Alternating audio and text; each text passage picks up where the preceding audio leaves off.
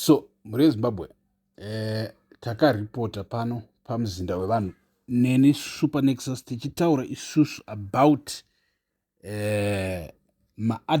maadvices akapiwa president emerson dambudzo mnangagwa kuti vaendese chiwenga kumadiplomatic talks, in fact kuti vaudze SADC kuti igare pasi nachiwenga. Ani munoona Mnangagwa mungwaro ranenge akaita, in fact aya maadvice ake ndivana tungwarira na ziyambi kuti vaendese chiwenga, vaudze SADC iite madiplomatic talks nachiwenga, therefore ekuti chiwenga and his other guys vari kuda kuuyisa instability mu SADC region, vachiramba zvinhu zvakasarudzwa nevana veZimbabwe pajekerere. Handiti takakuudzai about this kuti chinji chinzi chacho chakasarudzwa nemaZimbabweans pajekerere iCAB 3, kuwedzegwa kwemakore apresident Mnangagwa vari muoffice, kubviswa kwema-voting rights from the masses, from the public, ichiiswa kuma members of parliament, right? So right now muri yeZimbabwe, because this it's not like inyaya iri kuripotwa itsva SADC yanga isingazivi. SADC yagara iri kuziva zvinhu izvi, iri kuziva kuti muZimbabwe mune potential destabilization, instability, all these things zvechiskamwa. So SADC already right now tikunzwa kuti pane in their diplomatic meetings kuri kunzi kwanga kune nyika Zambia yanga iriko, Botswana, South Africa, etc, right? Kwete kuti kune mapresident but madiplomats from these countries vanenge vachitaura. So these will be meetings anenge ari scheduled anozikamwa eSADC, asi chinenge chiri pamaagendas ezuva iroro ndo panenge pachizoedwa nyaya yeZimbabwe. So tiri kunzwa isusu kuti right now the standing yeSADC when it comes to VP Chiwenga, when it comes to Mnangagwa, when it comes to Zimbabwe situation right now, because everything is also 31 July is a high stakes day.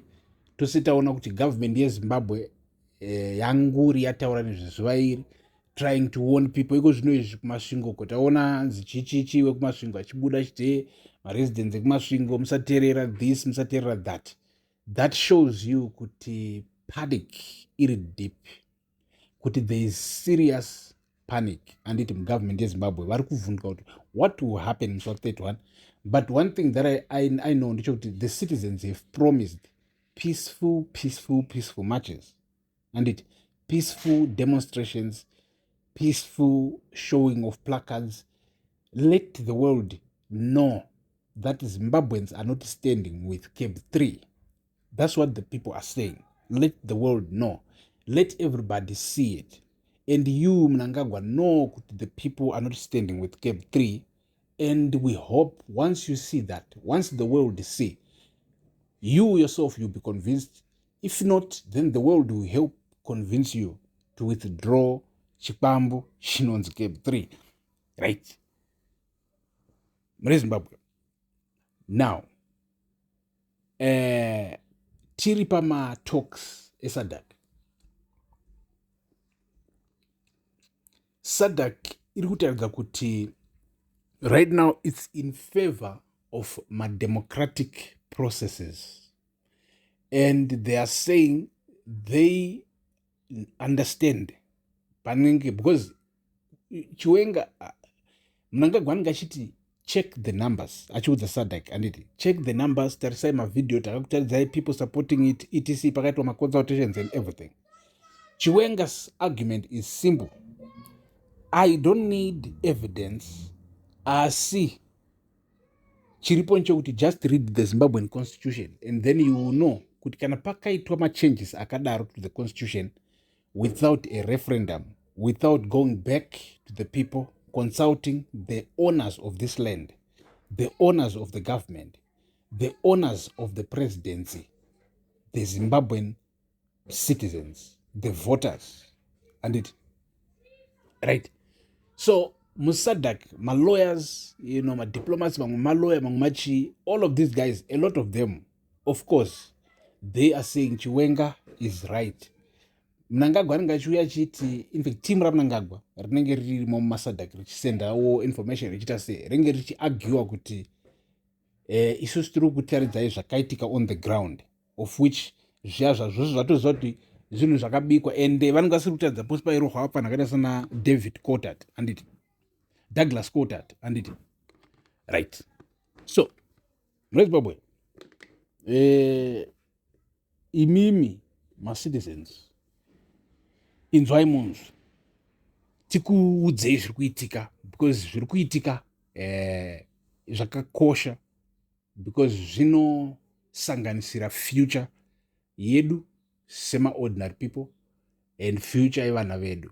And when it comes to our children, we will stand, we will protect them. Hatingaregi vana vedu vachizvarigwa mudynasty, because isusu vabereki takange tiri makwara, hazvingaiti izvozvozvo. So nokudaro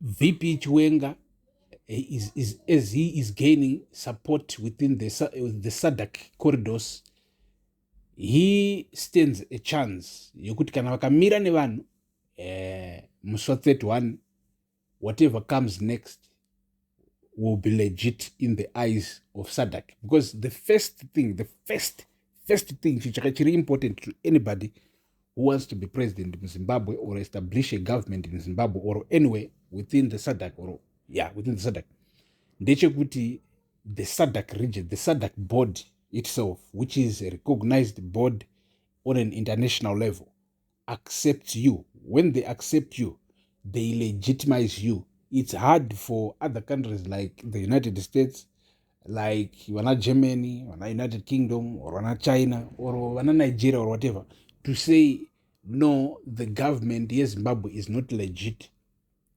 Iyo SADC yet illegit.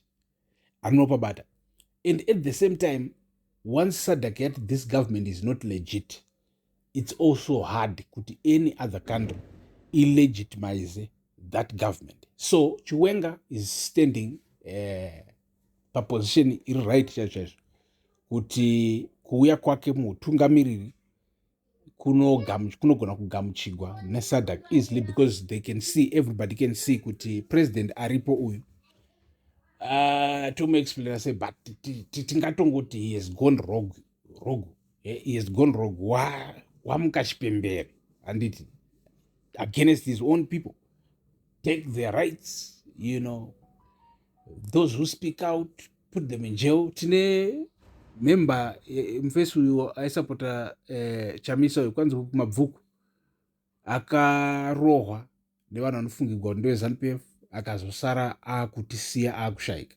So you can see kuti that's violence. Tinana Bektemba Mbedzi wokuti right now we also know kuti VP Chiwenga tirikunzwa kuti is making moves behind trying to get him out. Tirikunzwa also kuti VP vanodaro vakange vari behind also kubuda kwa comrade Nyatsimba Mutota. So muri Zimbabwe, Zimbabwe iri kugadziriswa, and we are going to be part of that musi wa31. So stay tuned pamuzinda wevanhu. Kwese kwamuri, rugare ngaruve nemi.